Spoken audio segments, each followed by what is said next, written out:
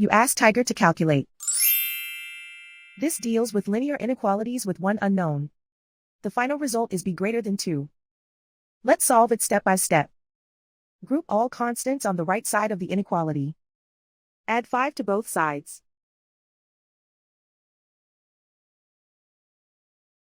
Simplify the arithmetic.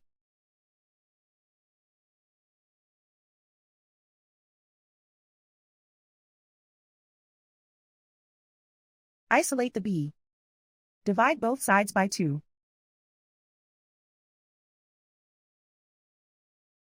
Simplify the fraction.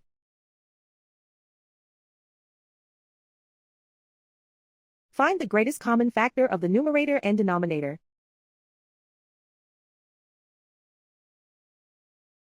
Factor out and cancel the greatest common factor.